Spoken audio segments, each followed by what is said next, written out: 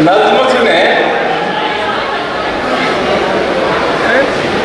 मुशायरा programme start होके इतना फर्क हो गया, अब हम क्या सुन रहे हैं, हम क्या कर रहे हैं, इसकी पहचान हमना जरूर होना चाहिए। ಈ ಒಂದು ಸಂದರ್ಭದಲ್ಲಿ ನಾನು ಹೇಳೋದು ಬಯಸೋದೇನಪ್ಪ ಅಂತಂದ್ರೆ, ಕಥೆಗಳನ್ನ, ಕವಿತೆಗಳನ್ನ, ಪದಗಳ ಬಳಕೆಯಲ್ಲಿ ಬರವಣಿಗೆಯ ರೂಪದಲ್ಲಿ ಒಂದು ಸಮಾಜವನ್ನು ಜಾಗೃತಗೊಳಿಸಲು, ಒಂದು ನಿಸ್ಸಹಾಯಕ ಮನುಷ್ಯನಲ್ಲಿ ಶಕ್ತಿ ತುಂಬುವಂತಹ ಒಂದು ಕೆಲಸಗಳನ್ನ ಯಾವುದೇ ಒಂದು ಪದ್ಯಗಳೇ ಆಗಿರಲಿ, ಒಂದು ಕಥೆಗಳೇ ಆಗಿರಲಿ, ಒಂದು ಕವನಗಳೇ ಆಗಿರಲಿ, ಮಾಡುವಂತಹ ಒಂದು ಜಾಗೃತಿ ಮಾಡುವಂತಹ ಒಂದು ಶಕ್ತಿ ಯಾವ್ದಕ್ಕಾರ ಇದೆಯಪ್ಪ ಅಂತಂದ್ರೆ ಅದು ಕವಿಗಳಿಗೆ, ಲೇಖಕರಿಗೆ ಇಂತಹ ಒಂದು ಮುಷಾಯರದಲ್ಲಿ ಶಾಮೀಲಾಗಿ ಆ ಒಂದು ತಮ್ಮ ಮನಸ್ಸಿನ, ಸಮಾಜದ ದುಃಖಗಳನ್ನು ವ್ಯಕ್ತಪಡಿಸಿ ಅದಕ್ಕೆ ಪರಿಹಾರವನ್ನು ಹುಡುಕುವಂತಹ ಕೆಲಸವನ್ನು ಮಾಡುವಂತಹ ಶಾಯರ್ಗಳಿಗೆ ಆ ಒಂದು ಸ್ಥಾನ ಸಿಗುತ್ತಿದೆ.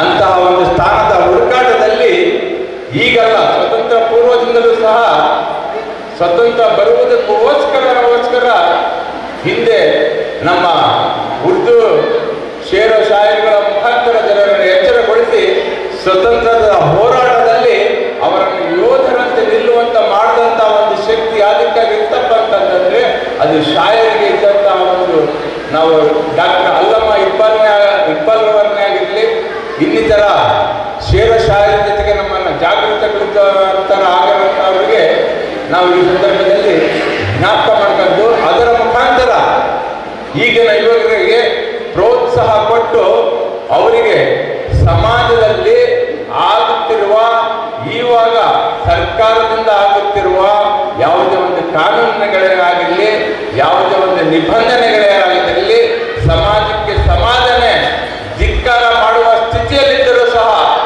ಒತ್ತಡದ ಮೇಲೆ ಒತ್ತಡ ಹಾಕುತ್ತಾ ಅವರ ಕಾನೂನುಗಳನ್ನು ಒಂದು ಸಮಾಜದಲ್ಲಿ ಲೇಪನ ಮಾಡುವಂತ ಒಂದು ಸಂದರ್ಭದಲ್ಲಿ ಆ ಸಮಾಜಕ್ಕೆ ಜಾಗೃತಿ ಮೂಡಿಸುವಂತ ಒಂದು ಶಕ್ತಿ ಮಾಡ್ಬೇಕಪ್ಪ ಅಂತಂದ್ರೆ ಅದಕ್ಕೆ ಶಾಯರ್ಗಳದ ಒಂದು ಪಾತ್ರ ಬಹಳ ಪ್ರಮುಖವಾಗಿರ್ತದೆ. ಅಂತಹ ಒಂದು ಶಕ್ತಿಯನ್ನು ಹೊಂದಿರುವಂತಹ ಲೇಖನಗಳು ಇವಾಗ ನಮ್ಮಲ್ಲಿ ಕಮ್ಮಿ ಆಗ್ತಿದ್ದಾವೆ. ನೀವೆಲ್ಲ ನೋಡಿರ್ಬೋದು, ರಾಹತ್ ಇಂದೋರಿದೆ ಆಗಿರಲಿ ಅಥವಾ ವಸೀಂ ಬರೇಲಿದೆ ಆಗಿರಲಿ, ಇನ್ನಿತರ ನಮ್ಮ ಎಷ್ಟು ಜನ ಈಗೇನು ಶಾಯರ್ಗಳು ಇದ್ದಾರೋ ಅವರೆಲ್ಲ ಹಿರಿಯರು, ಅವರೆಲ್ಲ ಗತಿಸೋಗಿದ್ದಾರೆ. ಇತ್ತೀಚೆಗೆ ನಾವು ಟಿವಿಯಲ್ಲಿ ಅಲ್ಲಿ ಮುಷಾಯರನ್ನ ನೋಡ್ಕೊಂತ ನಮ್ಮ ಒಂದು ಶಕ್ತಿಯನ್ನ ವೃದ್ಧಿಸ್ಕೊಳ್ತಿದ್ವಿ. ಆದರೆ ಇತ್ತೀಚಿನ ದಿನಗಳಲ್ಲಿ ಒಂದು ಉರ್ದು ಮುಷಾಯರಗಳು ನಡೆಯುವಂತ ಒಂದು ಸ್ಥಿತಿಯಲ್ಲಿ ಇರುವಂತಹ ಒಂದು ಕಡಿವಾಣನ ಸಹ ನಮ್ಮ ಸೆಂಟ್ರಲ್ ಗೌರ್ಮೆಂಟ್ ಹಾಕಿದೆ. ಅದರ ಮುಖಾಂತರ ಜಾಗೃತಗೊಳಿಸುವಂತ ಒಂದು ಸಮಾಜವನ್ನ ಮೇಲಕ್ಕೆತ್ತುವಂತ ಒಂದು ಕೆಲಸ ಸಹ ಆಗ್ತಿಲ್ಲ. ಕೆಲವೊಬ್ರು ಹೇಳ್ತಾರೆ, ಈಗ ಲೇಖಕರು ಶೇರು ಶಾಯರಿ ಬರೆಯಂತಾರೋ, ಕಥೆಗಳು ಬರೆಯಂತಾರೋ ಇದ್ದಂಥವ್ರಿಗೆ ಹೇಳ್ತಾರೆ, ಒಂದೇನಪ್ಪ ಅಂತಂದ್ರೆ 8ನೇ ಪೆನ್ ಸಿಗ್ತದೆ, ಒಂದು 25 ಪೈಸೆದು ಪೇಪರ್ ಸಿಗುತ್ತೆ, ಇವನೇನ್ ಬರೀತಾನೆ, ಒಂದು 4 ಲೈನ್ ಪದ್ಯ ಬರೀತಾನೆ ಅಂತೇಳಿ. ಆದ್ರೆ ಒಬ್ಬ ಉರ್ದು ಶಾಯರಿ ಒಂದು ಮಾತು ಹೇಳ್ತಾರೆ ಒಂದು ಕಡೆ, ಓ ಮೇರೆ ನಜ್ಮ್ ಕಾ ಹರ್ ಲಫ್ಜ್ ಸೆ पूछ के ये नज्म लिखने के लिए वो खुद एक नज्म के अल्फाज मेरे जिगर का खून कितना पीते हैं और कितना मांगते हैं. ಒಂದು ಯಾವುದೇ ಒಂದು ಪದ್ಯ ಬರಿಬೇಕಪ್ಪ ಅಂತಂದ್ರೆ ಆ ಪದ್ಯದಲ್ಲಿ ಜನರ ಮನಸ್ಸನ್ನು ಮುಟ್ಟಿ ಒಂದು ಸಮಾಜದ ಬದಲಾವಣೆಗೆ ಆ ಒಂದು 2 ಲೈನಿನ ಪದ್ಯ ನನ್ನ ದೇಹದ ಒಂದು ಮನಸ್ಸಿನ ಎಷ್ಟು ರಕ್ತ ಕೇಳ್ತದೆ, ಆ ರಕ್ತ ನನ್ನ ದೇಹದ ಎಷ್ಟು ರಕ್ತ ಅದು ಹೀರ್ತದೆ, ಅದು ನನಗೆ ಗೊತ್ತೇ ಹೊರತು ಅದು